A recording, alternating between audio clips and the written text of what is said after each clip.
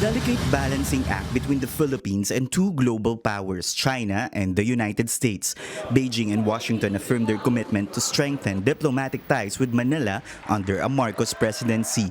But for President-elect Bongbong Marcos, it's time to talk to China with a firm voice when it comes to the West Philippine Sea and the 2016 arbitral ruling. Considering in the West Philippine Sea that there have been these conflicts, we will not allow a single square, and we even make it smaller, a single square millimeter of our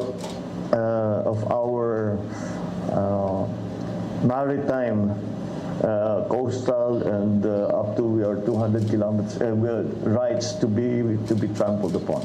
Marcos' statement is much stronger than his remarks during a televised debate in February where he vowed to pursue talks with China and find an agreement in solving the maritime conflict. A professor and president of Philippine Association for Chinese Studies sees similarities between the approach of Marcos and President Rodrigo Duterte's independent foreign policy. Yes, there will be a lot of continuities in terms on how to approach China.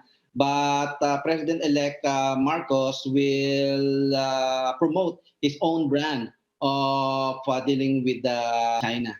So they will open many channels of communication for pragmatic cooperation. They will explore avenues where both countries will cooperate in order to achieve mutual benefits in the West Philippine Sea.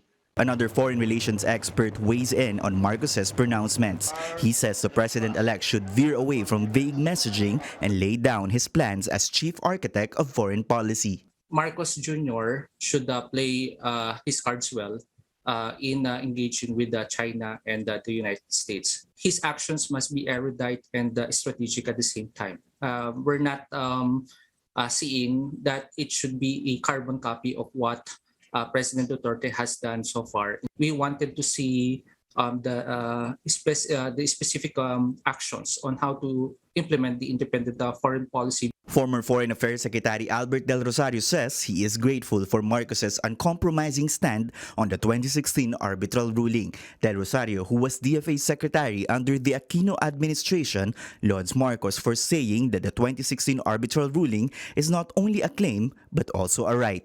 Del Rosario says that while Marcos is off to a good start in dealing with the West Philippine Sea dispute, he says that Marcos should continue raising the arbitral ruling in the United Nations General Assembly, consolidate the support of allied nations, and make sure that we will have a credible defense system to further protect our territory.